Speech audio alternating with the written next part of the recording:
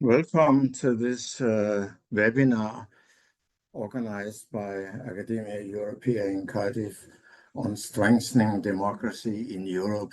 What can be done? I'm Ole Petersen, and it is my privilege to chair this webinar. We have a very distinguished panel with us, and we are hoping for a valuable discussion with a lot of input from all those of you who are attending. I put a subheading here: how can science and scholarship help? Just to emphasize, of course, that this is not a kind of political seminar. We are academics, and part of what we are going to discuss is exactly, I think, how science and scholarship can help with this very important and very topical issue.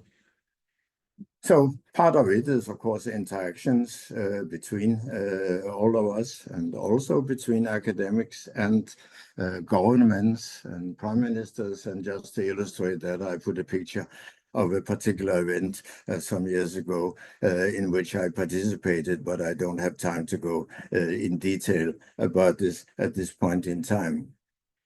Democracy is a difficult concept, and I just went to the Council of Europe website and took out some of the quotes that they have on their homepage, and they already illustrate quite a few things, and I guess some of them may well be topics that we will touch on today. In terms of definition, which is always very, very useful to go back to the very basics, then, of course, what democracy is a term derived from Greek, and demos means people, kratos means rule. So it literally means rule by the people, and it's just worth to bear that in mind as we go through the various talks. Now, as I said, we are very happy that we have a very distinguished panel with us, for people who have spent a lot of their life thinking about these issues, writing about these issues. Several have published major books on the issue. So we are well served to be listening to these. So we have Barbara Prainsack from the University of Vienna, who is the chair of the European Group on Ethics, which is a European Commission organization. We also have the vice chair of the European Group on Ethics with us, Nils-Eric Sahlin. Both Barbara and Nils-Eric are sort of veterans of these webinars and have previously participated in them, and we are very happy to welcome them back again. Then we have Mario Scharfbillig, a unit for science for democracy and evidence-informed policymaking from the European Commission's Joint Research Center, who has also published recently on a very important topic in this. And last but certainly not least, we have Professor Cathrine Holst from the University of Oslo, who is a professor of philosophy of science and democracy. So we are just now in my introduction, of course, and in a moment we will hear the presentations from the 4 members of the panel. Now, as I said, there are publications that are directly relevant to this webinar, and these publications will undoubtedly feature very clearly in the presentations by our panelists.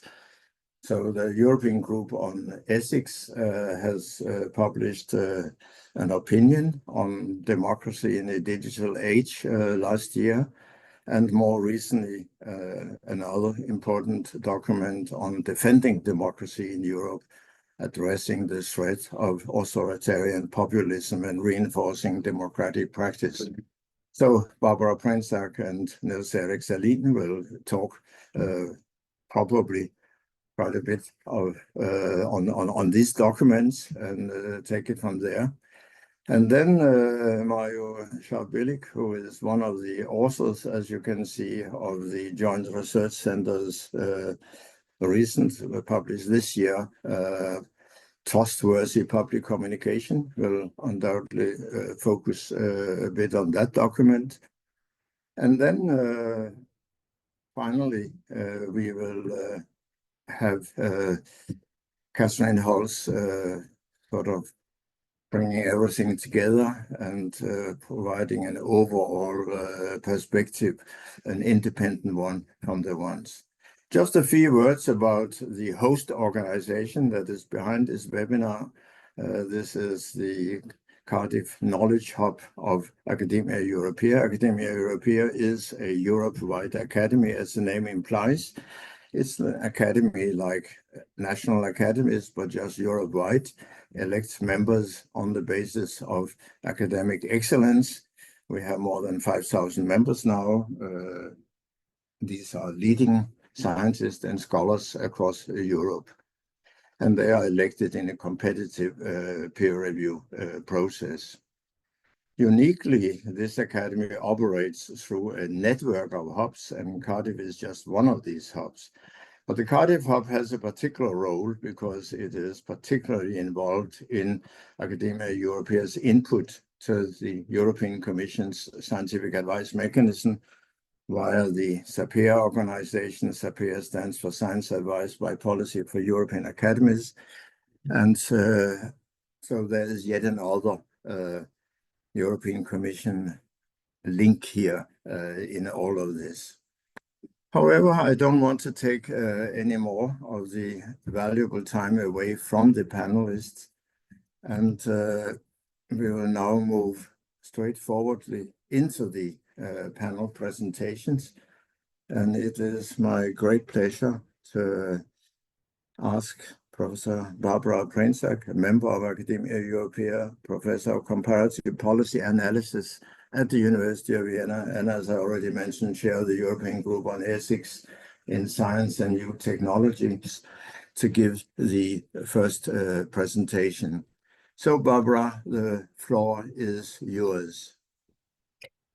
Thank you very much, Ole. Thank you to the Academia Europaea and everyone who has made this webinar possible. Hello, everyone who has joined us today. So as Ole kindly mentioned, the European Group on Ethics, which is an independent advisory body to the European Commission President and the College of Commissioners, we published a statement on democracy in the digital age in 2023. And then another one, as Ole also mentioned, and you see this in the background, one on defending democracy in Europe. So some of you might be thinking, why would a group that advises on science and technology, why would they say something on democracy? And the answer is quite simple, and it's partly also in the title of our the former recommendation that we mentioned, the opinion that we mentioned, because the developments relevant to democracy, both in terms of strengthening democracies, but also in terms of weakening democracies, cannot be separated from digital ways of being. And I'm not only talking about digital platforms and social media, but also other kinds of digital practices that people engage with. So in the latter statement on defending democracy in Europe, that's the one that I will spend my remaining time talking about, that was driven by a request, or initiated by a request by Commissioner Dubravka-Šuica, the Commissioner for Democracy and Demography, and the Commissioner had specific questions about, in particular, how can a lively public sphere be supported? How can democracy and a European identity be considered, and how can the European Commission support that? And those were the questions that were the starting point for us.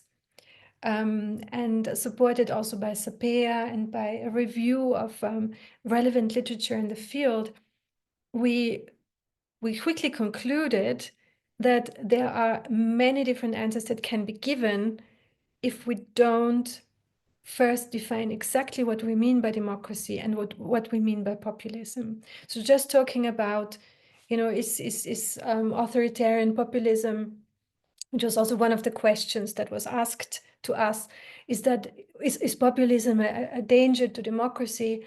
And that really depends on how we define democracy and what kind of populism we're talking about. So we did that building on earlier work by our group and by many democracy scholars, of course, some of whom are in the room. We defined between what we call thin and thick democracy. So what does that stand for? It stands for, on the one hand, understandings of democracy that are quite monistic, and also sort of formal, where democracy is really reduced to the institutions, free elections, and the formal institutions of the rule of law. And as long as that's there, there's democracy. Monistic means that there's the idea that a democracy aims at finding the will of a majority and then implementing that. So that's on the one side, that's what we call thin understandings of democracy. Whereas on the other hand, there are what we call thick understandings of democracy in terms of having a substantive notion of democracy. Democracy is also the practices that strengthen it, the values that underpin democracies and that democracy supports, are the practices that day in, day out keep democracies alive. That's part of a substantive understanding of democracy, and also a pluralistic one. So a pluralistic one in the sense that what some democracy scholars call an agonistic element. So the element of having different viewpoints and moderating between different viewpoints in a respectful way, but still not feeling that, or not promoting the idea that there needs to be one will of the people, but embracing the idea that there are different perspectives that can be reconciled to the extent that people can live together respectfully and peacefully. So on the one hand, we have thin understandings of democracy, monistic and formal. On the other hand, we have thick understandings of democracy, pluralistic and substantive. So this so far about democracies. About populism, there are a lot of different approaches to defining populism. A very famous one defines it as it's by Karl Mütter and others. It defines democracy as a thin ideology that pits the people against the elites and can attach itself to sort of more substantive ideologies. We think that there are big differences between different types of populism according to how the people and the elites are defined. So there are what's often called left-wing populism that defines the people according to where people stand in the production process, whether they're workers, whether they are rich people. And then the elites are those, one could say, the capitalists in older language, but in more contemporary language, those who live off exploiting others. That's more on the left side, left-wing populism, whereas right-wing populism often defines the people according to nativist criteria. So you have to belong to the right nation. Sometimes you have to sort of have the right skin color, belong to the right religion, to be part of the people. And often this is not very explicit, but it's sort of insinuated, but everyone knows what is meant. And also, I need to get to the end of my input.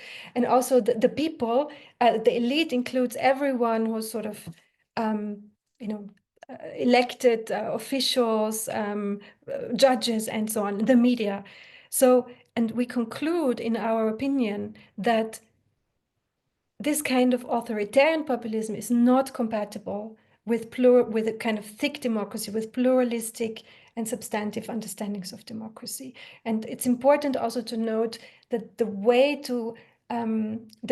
to authoritarian populism and to an authoritarian rebuilding of democracies is usually not, the beginning of that road is usually not the sort of end of free elections, but it starts with intimidating civil society organizations, withdrawing funding and support for civil society organizations, academic freedom and free press. This is the beginning. And we have a lot of suggestions in our statement how that can be how that can be prevented and what can be done to support and strengthen democracies.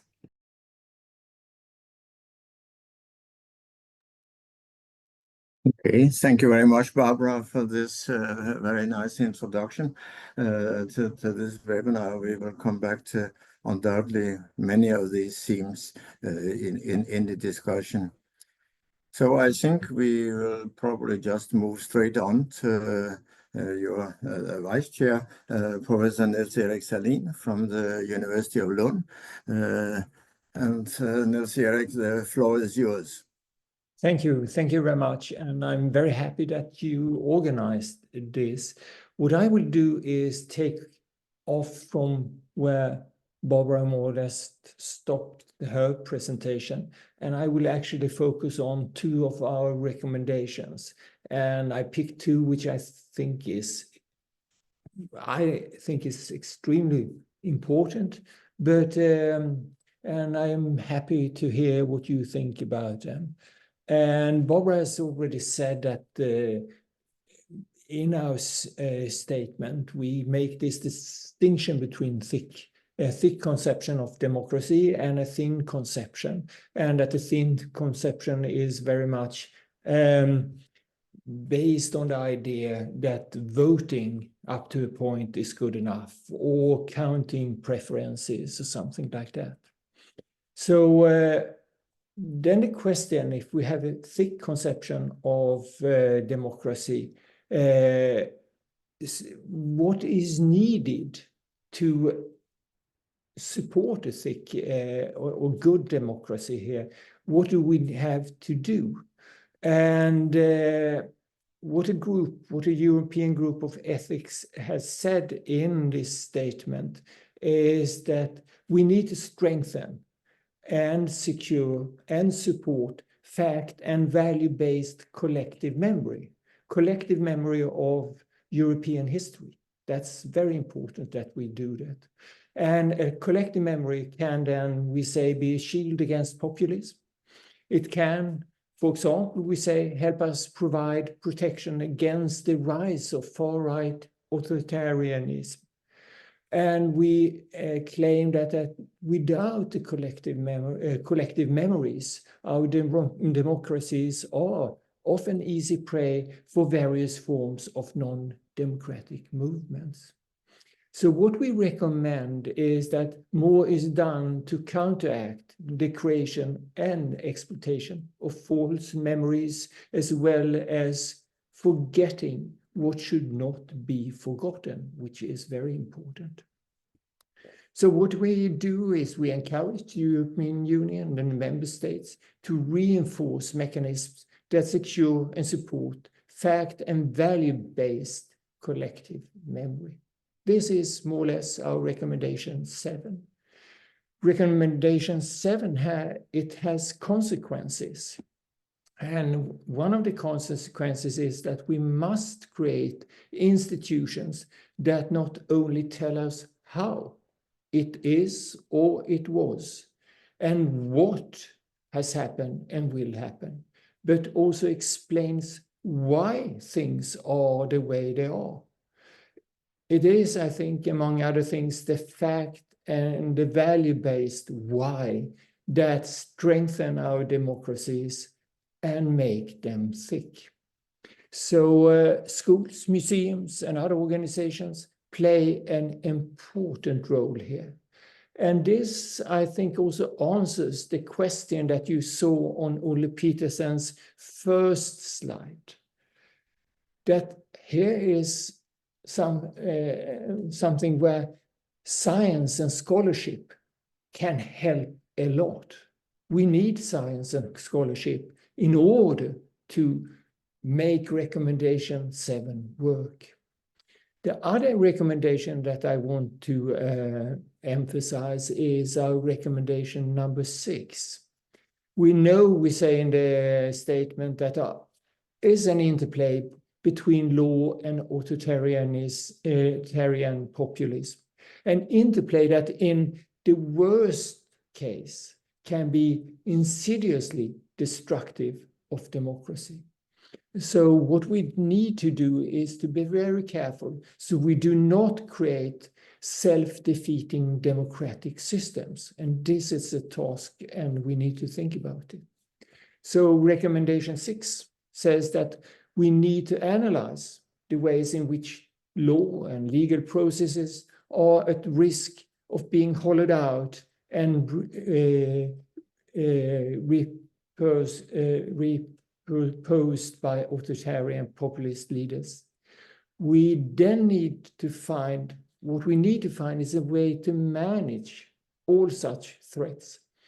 When we see this happening, it's happening all around the world, through a thick functional democracy and maybe through law itself. We need law to protect the law. But this I think, us back to what Barbara has implicated or said. This cannot be done unless we provide dignified life for everyone and avoid grave levels of social and economic inequality. So that are my 2 favorite recommendations. Thank you. Thank you very much, Nils-Eric, for these very good thoughts. Again, they will undoubtedly feature quite a bit in our discussion.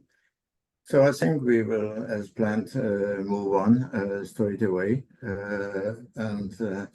It's now my pleasure to invite Dr. Mario Scharfbillig from the European Commission's Joint Research Center to give his presentation. So the floor is yours, Mario. Thank you very much, Ole. Thank you also for the invitation to speak here. I'll share my slides in a second, and I hope you see them now. And you see already from the title that I have a little bit of a different take here, one that is specifically targeted towards public communication and therefore public communicators and how they can play their role in strengthening our democracies. A report written together with my colleague Laura Smiley. And the report has basically a history of other reports that came before it.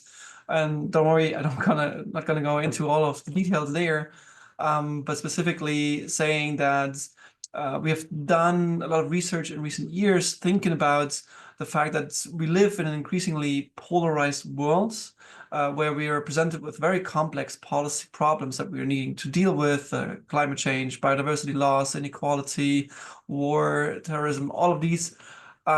But we are relying a lot on decision-making processes in democracy that are from the 20th century. And we need to update those to be able to deal with the way, deal with all these complex issues while living in a different world nowadays. And so the past reports have dealt with various aspects of this, and just highlighting also the report on values and identities, where Barbara has been one of our advisors how to write this up. But yeah, today I focus on trustworthy public communication. And we've written the report in such a way that we give 10 key recommendations to communicators, how they are playing a role in making people aware of what we're doing, but also listening better, basically. These are the core functions to this. And I'm starting with the first 2 key recommendations because I think they are the most crucial for understanding what's going on. And the first one is saying that, well, no matter what goal we have, the key priority for us as institutions, when it comes to communicating, should be to build and retain trust in institutions, and that by being trustworthy at all times. And we say this because A, we see that there's a decline in trust in governments worldwide, no matter where, especially in democracies. And we know why this for communication matters because basically, this the trust that people have in those people who communicate or those institutions who communicate is the heuristic they use to evaluate the message content. Meaning, no matter how wonderful we design, videos and messages and posts and whatever, if they don't trust us as the sender of the message, then it doesn't matter really what we say anymore. And given that we see this decline in trust, we need to rebuild this first before we do anything else. And we do this, and this is in line with key message number 2, by better investing more in effective ways to listening to citizens to increase trust. There's a recent report from the OECD that shows clearly that one of the biggest or largest predictors of trust in the public administrations is if people think or say they think that the government or the public administration listens to what they have to say in the first place. The key part to this key message is we say we need to invest in better ways to do this. Why? Because nowadays we have lots of ways we can actually listen. I mean, social media platforms deliver a lot of these, but they're not designed to really enable a public debate, and they're not designed to get input and information from people. They're designed to keep people on these platforms, to spend the most time there, and that's usually done by being extremely negative in the news and information that is shared, and to kind of increase this outrage that we have and that we're feeling. And this is the way how they keep us on the platforms to get more data about us that they can then further on sell. Meaning that if we want to listen better, we shouldn't use these tools and invest in our own models or our own ways. And there are by now many ways how to do this and how we can do this better. Platforms such as Polis, for example, that provides infrastructure that allows people to really debate things, to share their opinions, and to rate those rather than just to pose how they're outraged at the newest fad or trend. So that's extremely important. Furthermore, we say that for us, public communication in itself can be a policy lever. You can use this to achieve certain goals that you want as a public institution. However, we should be really clear about what we want to achieve. Do we want to inform people, giving them agency and deciding what's best for themselves? Or do we want to change behavior, which is very often nowadays suggested that this should be the goal? I'm personally a behavioral economist, and I've seen a lot of this. And it can be okay to do this. It can be something that needs to be done. For example, if we think about issues such as road safety, then there is sometimes a need for behavioral change. But we need to be very clear of what the goal is. And we need to be very transparent about it, because otherwise we're going to lose trust of citizens in public administrations. And we put this into an infographic this year. I'm not going to delve into this in more detail because we don't have time for this. But basically, just there's one key message from this is the more we go in this direction of us wanting to change behavior, for example, through communication, the more this has an impact on citizens' autonomy, and the more there's a need for ethical behavior and the need to listen to citizens and what they want, and incorporating that feedback into the decisions that we take in policymaking. With this, I skip 4 key messages. I just want to highlight the last 3, and that is that public communicators need to acknowledge public concerns more preemptively, especially also before policy solutions have been developed, which includes strategies to combat mis- and disinformation. Why do we think this goes together? Well, we know nowadays that people want to know everything immediately. The trends have become much shorter. People want to be informed about what's going on. And when something enters the public's attention and is salient, that's the point in time when people try to find information. They try to find out what's going on, who's doing something about this, who's in charge, where do we go? And if there's no public, trustworthy, and authoritative information out there that they can find, science behind paywalls, governments tight-lipped because they're still thinking about what they want to do, that is when dis and misinformation has the space to enter this gap and just fill it with wrong stuff, and that can hurt democracies. And therefore, we need to have a strategy up front to say, okay, we're working on this. Here's the considerations we have. There may not be the final decisions on policies, but that we are working on this and with what we're working on this. And only this way are we really truly combating mis and disinformation, because otherwise we're only caught up in a game of whack-a-mole. And with this, I leave it. These are the key messages that I find most important for this discussion today, and I'm looking forward to discussing more with you.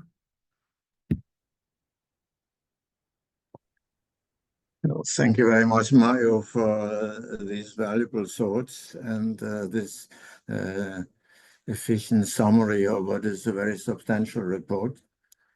which again, no doubt will be a focus of our discussion in a moment. But before that, we have an important presentation by Cathrine Holst, professor from the University of Oslo, and we look forward to that. So the floor is yours, Cathrine. Yeah, thank you to the organizers, and thank you for the kind invitation and introduction.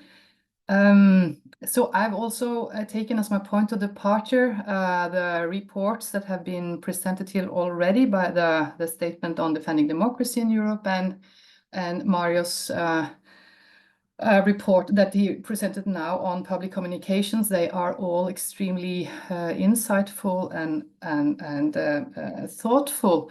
So I found it a little bit hard then to be the commentator when seemingly all good things have already been mentioned, and I think in such eloquent terms. And I think also I agree largely with the recommendations here. So I thought then maybe my role would be, rather than to highlight some points and complexities that have been maybe less highlighted, not necessarily here now in the presentations, I have to say, but maybe in the reports when I read it. So, but I don't think it necessarily goes against what any of the people have spoken about here so far. So first, when I read the reports, even though this was not actually the recommendations that were Nils-Eric's favorite recommendations. So I found the report, the Defending the Democracy reports to highlight very much the importance of being more, that institutions become more citizen-centered, emphasize citizen participation, civil society inclusion. We heard this also now in the very interesting presentation by Mario, and that how this is crucial for public trust in the public institutions and in policy making. And of course, no one can disagree with this. But I do think then it's important also to highlight that other things are vital for public trust too, such as just and effective regulations and policies. And Nils-Eric now mentioned already, policies for economic and social justice. Is very crucial. The importance of unpoliticized and impartial public bureaucracies, importance of independent knowledge and evidence-producing institutions. So to have institutions that are citizen-centered and inclusive is vital for public trust. We know that, but there's also huge evidence that these other factors are vital for public trust, and no high-performing policies with high trust from its citizens are without this institutional bulwark, so to speak. So the task is to ensure both the democratic input and the inclusiveness, on the other hand, high quality policies and the institutions that are required to ensure that.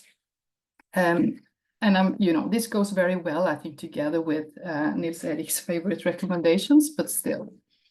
Second, related to this, and I think also this is nothing anyone would disagree with, I think it's important, in many settings I defend or talk about the importance of thinking about democracy in new ways, to think about democratic innovations, making more deliberative forums, citizen panels, lay conferences.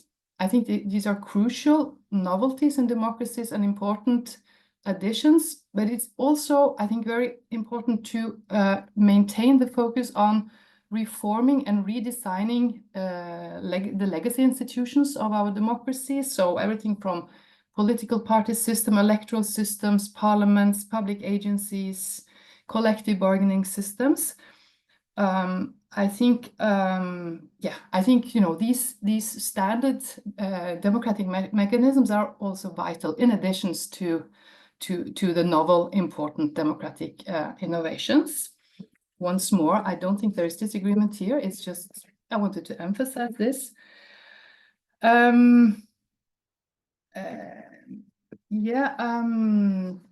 I think I would also like to say, speaking about innovations, I think the kind of institutions or body or committee that EG itself is, so these types of ethical advices and committees, I think they are crucial. I really support the ethical approach to democracy issue that EG takes in their report, and I think it's very, you are humble on your own behalf, but I do think that to facilitate these type of democratic discussions, ensuring the ethical dimensions is actually important with these new types of ethical advice mechanisms, ethical committees, and to have them as part of the democratic ecosystem.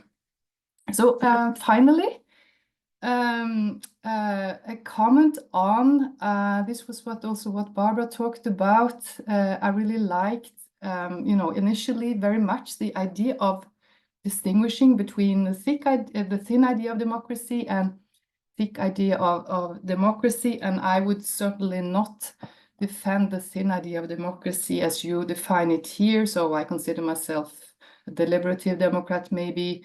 I think it's very important the way you delineate different types of populism and how authoritarian populism should not be something we see as compatible with democracy.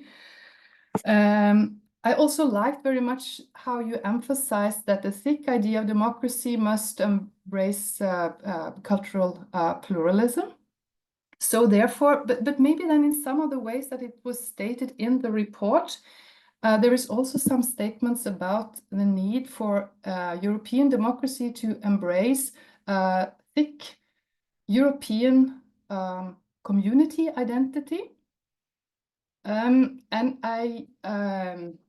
that was so. I'm inclined to say that why is not, obviously understanding of European history, but constitutional patriotism, consensus around deliberate democratic procedures, rule of law, and so on, in combination with reasonable cultural pluralism. This is, I think, why is this not enough as an idea, a thick idea of democracy, given the pluralism that is in fact a part of Europe today, and which is also an important European value, as you emphasized very well, Barbara, in your talk. Okay, thank you. Thank you very much, Cathrine, for these interesting thoughts, which again we will undoubtedly take up here in the discussion. I see that Barbara already has her hand up, but just before I give the word to you, Barbara, I just wanted to, from the almost point of view of a definition, ask in a way the whole panel for a bit of clarification. There is, it seems to me, a bit of a problem about the definition of populism. I mean, if you go back to the word democracy, then obviously it is ruled by the people. And by giving the word populism a negative connotation, which it obviously has got now, I mean, we use it in a negative way. A populist is not something to be praised. It's a bad thing. On the other hand, those people, and there are very many of them, as we see, it is obviously one of the big problems of the current world that populists seem to have become quite popular. And they can therefore, in a way, with some legitimation, say, well, it's strange in a way. I mean, democracy means rule by the people, and we are listening to the people. We are populists because we reflect what people actually want. So my question is basically, are we or the community of sensible people shooting ourselves a bit in the foot by using this word populism and giving it a negative stance when it somehow appears probably to a large number of people as if this is a kind of elite that doesn't like actually ruled by the people, and therefore have found it necessary to paint people who regard themselves as representing the view of the people as populists. So is there a problem there? That's basically, and I just feel we ought to clarify that problem, because it seems almost to have been taken for granted now that populism is a bad thing. And I just wonder whether any of you in the panel would want to comment on that. I see that both Barbara and Nils-Eric have their hands up, but maybe this is in relation to something else. But anyway, Barbara, maybe you. I will not abuse this and make the point that I wanted to make. So my hand will remain up. But just to respond to your observations about populism, Ole, I disagree. We say that quite explicitly in our report, that populism is not as such, or not always a bad thing, bad as in non-desirable from a democratic point of view. This is why we go to quite some length talking about a sort of minimal definition of populism that means that the people are pitted against the elites, but there is a not huge, but quite significant literature on types of populism that some call emancipatory populism, some call it left-wing populism, that are not seen. I mean, one can say it's horrible because left-wing people are horrible, but one can't say it's against thick democracy, because it doesn't undermine democratic institutions and democratic practices. So in our report, we say very specifically that specific kinds of authoritarian populism are incompatible with pluralistic and substantive democracy understandings. So we don't say populism as such is always a problem. Okay, I take your point fully. However, in the big public domain, maybe that argument is lost a bit. I see Nils-Eric also has his hand up. I think that Barbara had a question also. That's why she raised her hand. So she might go before me. No, I just wondering whether you had any further comment on the No. I think Barbara is. We had a lot of discussions about this, and we, of course, realized that there are forms of populism that can be very productive for a democracy. But what we are thinking of are, of course, the destructive forms, and that are coming in and are slowly, and sometimes without us noticing, completely destroying a democracy. And we see this around the world. So that's what we have in mind. Okay, thank you. I think then we come back to Barbara's question, which was something completely different, I believe. And my question. So I would like to thank you, Cathrine, for your very helpful and thoughtful comments.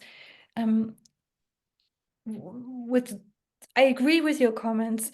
I would like to say a few more things about how we understand the people-centeredness, the associative democracy aspect in our statement. We don't mean only deliberative elements. We don't mean only citizen assemblies and deliberations in collective will formation. What we mean is also building and maintaining countries, public infrastructures in such a way that people feel seen and cared about. And so we have one recommendation which is to make sure that infrastructures, public infrastructures, are looked after well. So this might, some people might say, what does this have with democracy? I think it has a lot to do with democracy. We see more and more studies showing a correlation. I'm not claiming to understand the specific pathway very well, a correlation between austerity policies and the rise of right-wing populism. So it might have something to do with people feeling public spaces around us, the world around us, are deteriorating, transportation, healthcare is deteriorating. Many blame it on migrants. Whatever the cause is, I think infrastructures and public spaces are an important way to maintain this kind of trust that, Cathrine, you rightly talk about.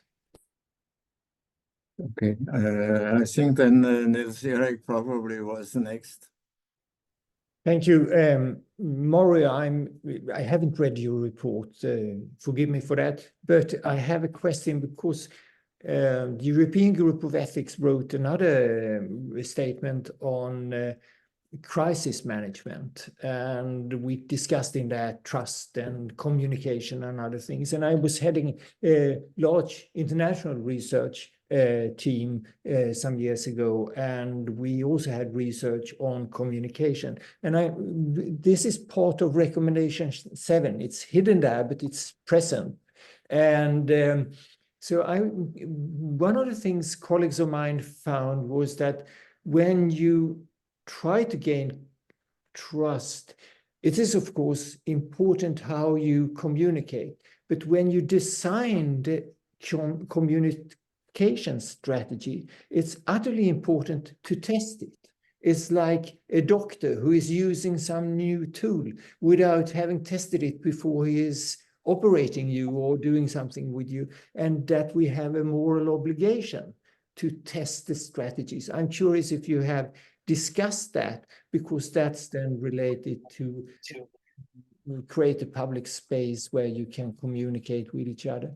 And then this is also connecting then, of course, to the what and how and why, because why then adds values and the communication of values. My final small point is you pinpointed a serious problem. I think the economists are out on very dangerous ground trying to change our behavior, and that we will lose trust in democracy if we realize that this is done without us knowing about it. So this sort of strategy is rather problematic and has to be discussed.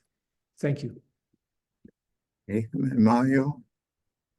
Yeah, I mean, you say basically what we say in the report as well, and I should say, so on the one hand, this testing is absolutely needed, and then we say this because very often we do the communication into the wild, meaning, yes, we put it out there, lots of money flows into designing wonderful glossy campaigns, etc. And then the question is, okay, what did we achieve? Did this really inform people? Did this give them any more tools to do what they want to do? And it links back to the question of which goal do we have? Do we want to, yeah, as I said, inform them, meaning that they do know more in the end? Do we want to increase the trust, or do we want to change perhaps some certain behaviors, which, again, I say sometimes it's actually, it's legitimate to do this, but then we need to exactly measure that rather than, okay, we just do it and then we hope it all works out. So meaning, when we say with the first key message, our primary target should be this increase of trust in us, then we also need to measure that as the outcome variable, and not just saying, okay, yeah, we do and continue the way we did and hope that somehow trust will just arrive there. So I very much agree with you there. Also, very interestingly, as a behavioral economist, of course, I've been involved in a lot of nudge research, nudges, etc.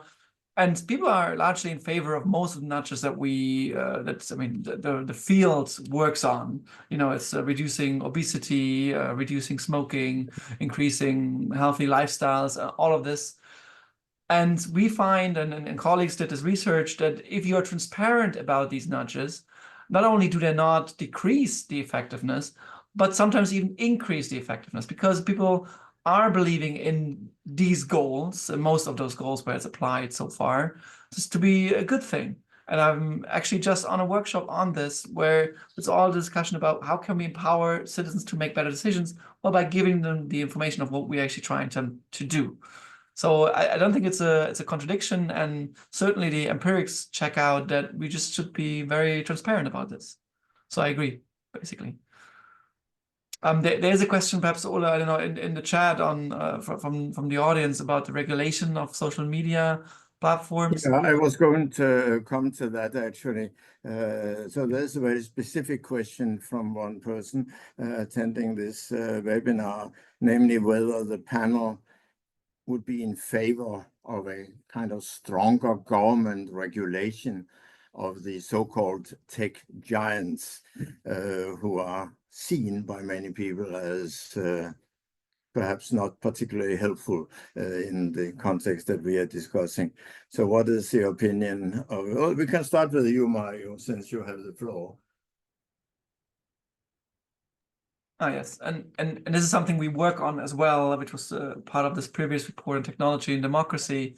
And we very much agree that there needs to be more done, although the EU has just really, decided on a couple of new regulations in this space: the Digital Services Act, Digital Markets Act, Code and Practice on Dis and Misinformation, Political Advertising Act, and many of those just have to be implemented now. We didn't need to see, does it do what we want it to do?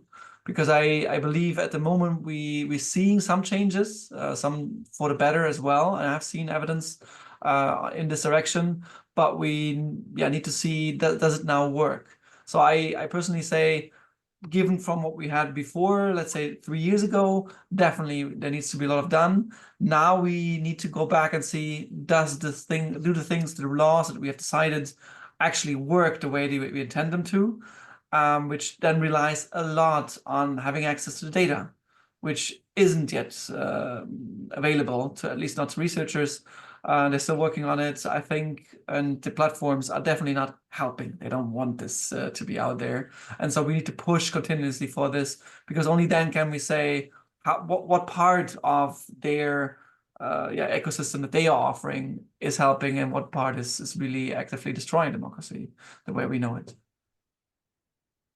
Any other comments on this question of regulation of the big tech giants? Obviously, it's a question that is very much sort of up for debate at the moment, and probably is an important one. But as always, when you regulate, the criteria for how you regulate become very critical, of course. And it's not a very straightforward business. There's another question here that I will just read out.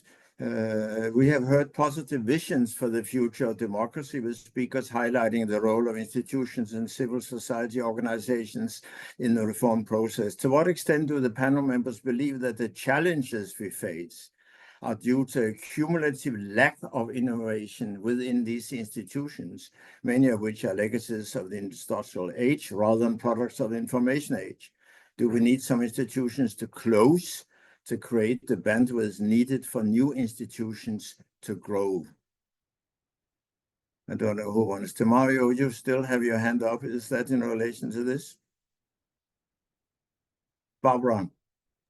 I think it plays a role. I don't think, in the way that I know the data and the literature, I don't think it's the major cause, but it certainly contributes to it.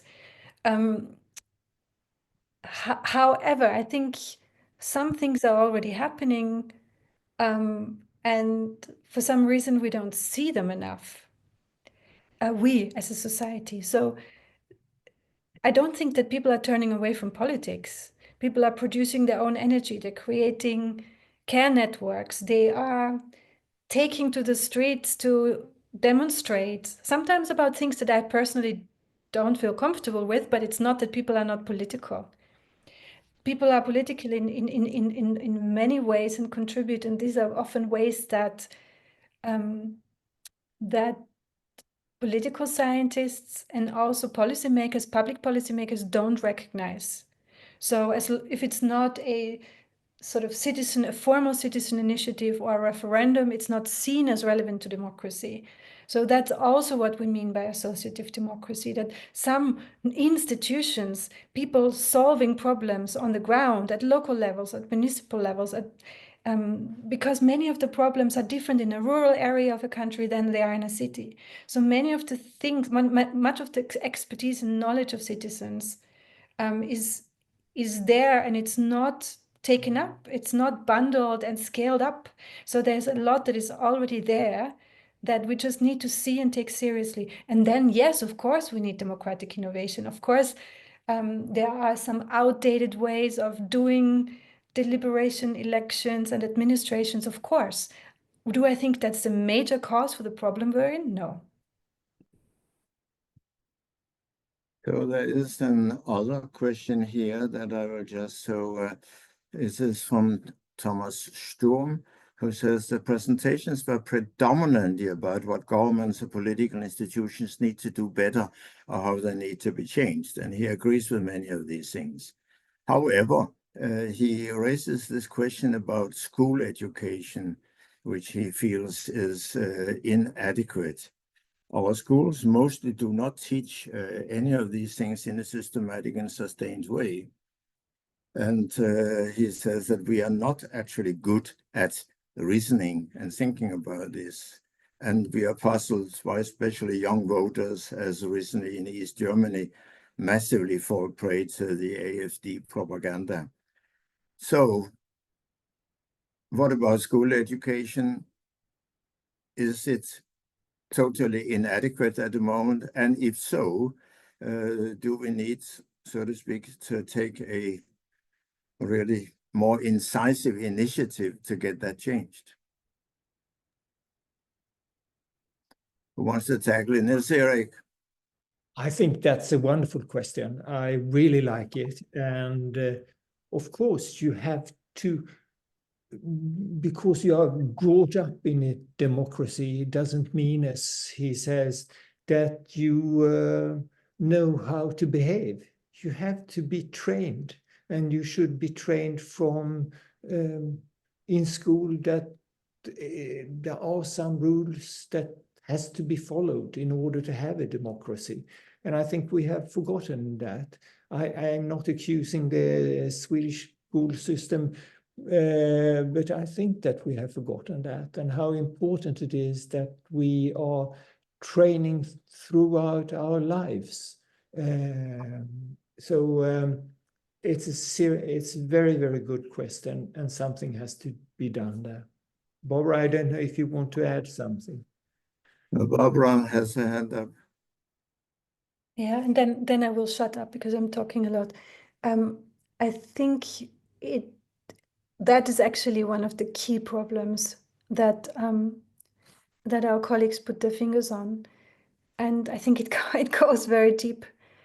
Let me give you an example. When we talk about financial education, in most countries that I'm aware of, that teaches students and kids, if at all, how not to go into debt. They don't learn anything about where does money come from, who creates money, how is money distributed. So a kind of democratic control about, or a democratic awareness of what money is as one of the important things of our economy and of our society. That I think should also be part of democratic education. And another big area is the domain of work. You know, in many countries that there has been a tacit contract that companies employ people and the state educates citizens, but also workers. So it educates humans as citizens, but also as workers. So I think that kind of contract needs to be reconsidered as well. If people really think that in the future more and more work will be done by machines, what do we educate people for? We still need to educate them as citizens, to be citizens. But what about the work part? So we addressed this in one of our EGE opinions on the future of work from 2018, but we only scratch at the surface. So there's so many aspects that really merit a fresh look on education and democratic education in a broad sense of the word.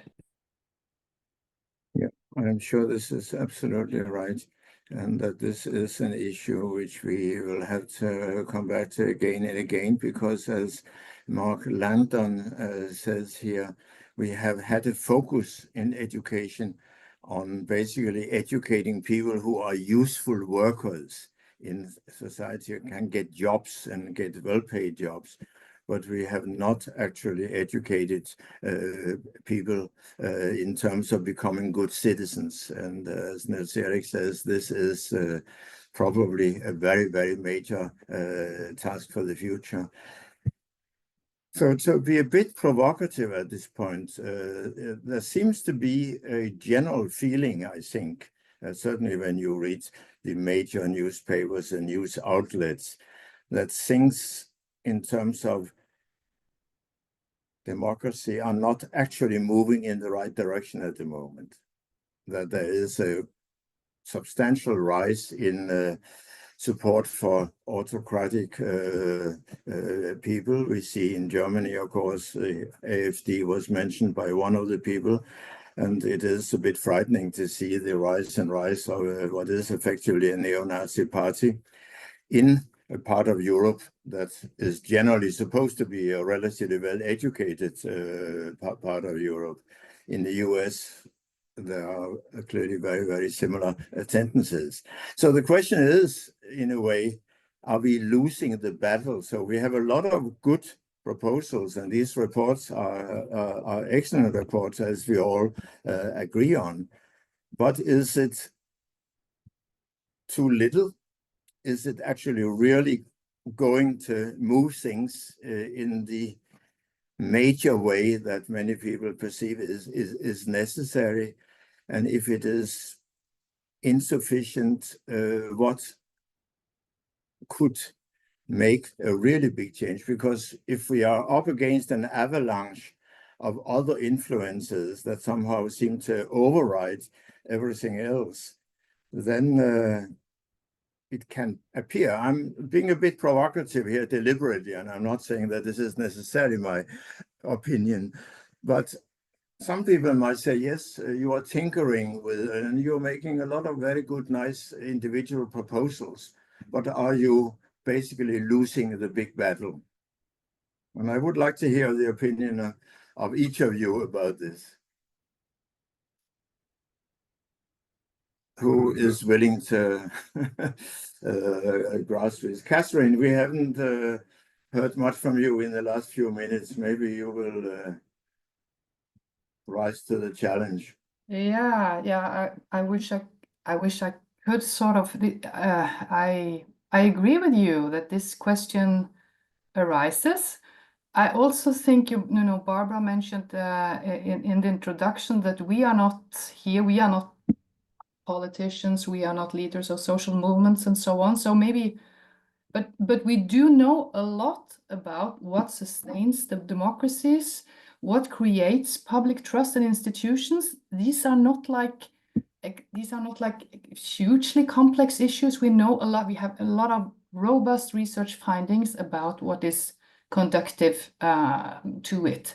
And so, I mean, as professors, I think our task is to talk much more about it, and also maybe learn from Mario about how we communicate our findings, how we talk to citizens and with the citizens, and also learn, you know, about their grievances and needs while we discuss with them. But yeah, obviously there's no quick fix here, but this I think is the essential role of academia, and we also need to build on institutions that we have, you know, Science Advice and all these other institutions where we work on this.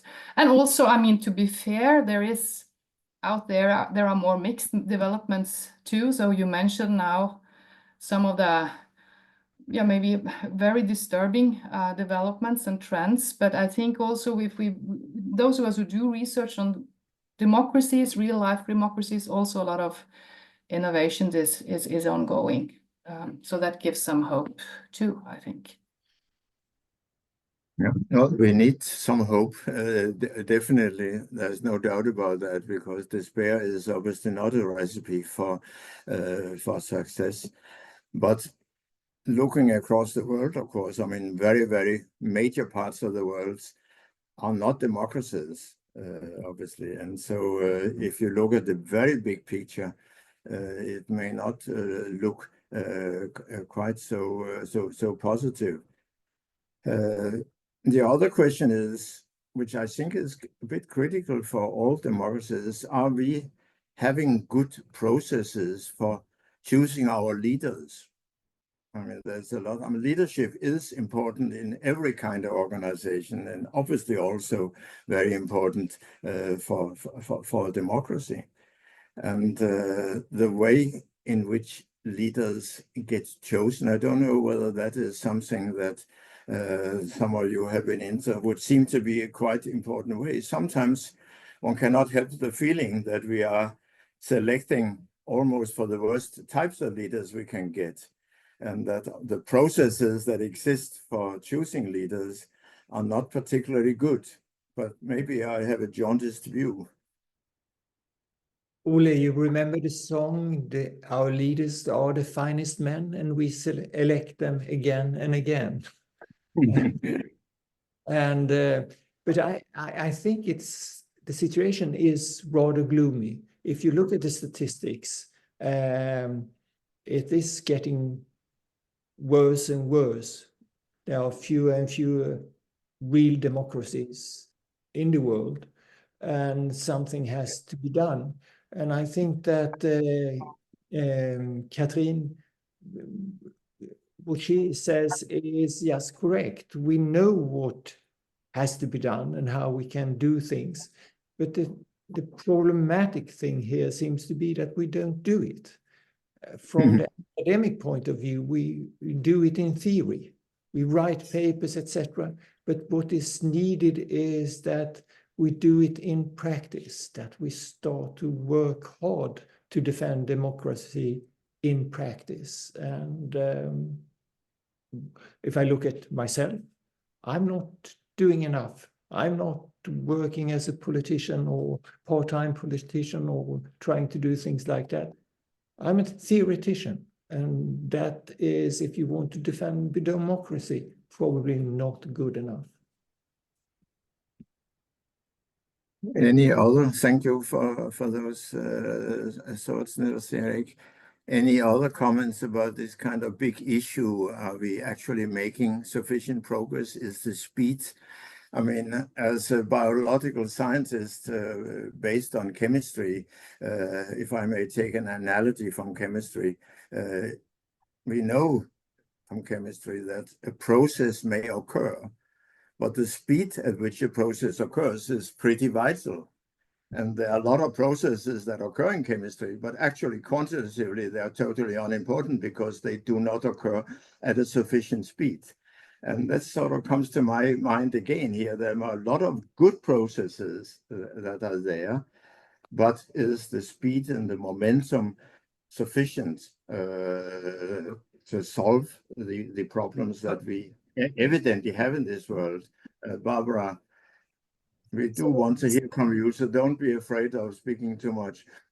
The speed of democratic development of anything, or the trend, goes in a very, from my perspective, problematic direction. So we still have a majority of democratic countries, but the majority of the population lives in non-democracies. And also among the democratic countries that we have, there's a trend going from liberal democracies to electoral democracies. So the trend is quite depressing, and the pace as well. So very honestly, I mean, we've mentioned a few causes here, but I am at a loss of understanding the bigger picture. I do not understand. I do not have a good answer to how we can tackle this bigger trend. And there was a very helpful question also in the chat about, the level of emotions. And I think political science especially are at fault of not having taken emotions very seriously enough for a long time as part of politics. It's not only something that is problematic. It's something that can be used or appealed to in a positive way to support positive policies. But I don't think, well, I personally have no good answer to that, unfortunately. How we could reverse that trend in the bigger picture. But that shouldn't be the final word of this webinar. It's very depressing. Absolutely not. Okay, we are coming to the end. Obviously, we are already almost 10 minutes after time. But Mario, please take the floor. Yeah, perhaps it's just because by nature I'm a more optimistic person, and I mean I tend to choose also to work within the European Commission because I do want to have a active impact on how this is developing, of course within all the legal limitations of where the EU can act and cannot act in terms of democracy. But saying this, democracy is not something to be decided by an expert panel like us. Democracy is something that's lived by the people and for the people. So meaning we have 440 million European or EU citizens, and basically we need to empower them to be part of this if we want to have a change. And so my recommendation there, saying this, sitting in the in a department that's called Science for Democracy and Evidence-Informed Policymaking, is that especially the scientists among us, we need to make a better job of explaining and making this stuff actionable. Not only explaining, but making it actionable. What does it mean for someone now if we have this diagnosis that something is going wrong? Again, I'm not very happy always with taking sides in terms of which parties are good, which ones are not, because that's not my task working in the European Commission. But I think if we see something very concrete, then we should also give people something at hand for them to do. And that's also what you normally know from the behavioral science in terms of how do you get to change. Well, you can start with negative emotions, but then you need to end with a positive note and a call to action. What do they need to do? And I think we provided a few reports. Okay, reports are the way how the policy making machine works. But what does it mean for a normal person or I don't know, a democratic entrepreneur who listens to this? This we I think need to do a better job, and then we can see change to the positive as well. And for me, this is why I get up in the morning, try to think about how to make the processes better and get us into the process somewhere. Okay, I think this is in a way maybe the most optimistic note we can end on here, and we do need optimism, as I said. There's no question about that. But at the same time, we also need to keep in mind what Nils-Eric said, that we have these awful challenges, and everybody has to do more. But we always have to do more, and I think by and large we do our best, and that's what we can do. Anyway, I think we have had illuminated very many different aspects of this problem complex, which indeed is complex. And the reports have been highlighted, and I think it's a good recommendation to everyone who is listening here to have a look at the report and actually read them, because there's a lot of valuable stuff there. And probably all of us, even those of us who are not specifically charged with thinking about these things, we can also hopefully participate in the process and help out. So it just leaves me with the task of, first of all, thanking the team in Cardiff who have actually prepared this webinar, particularly Juliet Davis, Alice Sapler, and of course, as always, Louis Edwards in the background. Without these excellent people, we wouldn't have a webinar like that. And of course, my really profound thanks to the panel for having provided so much insight and so much food for thought, which will be important for all of us in the future. So thank you very much indeed for your participation. And I finish this webinar now.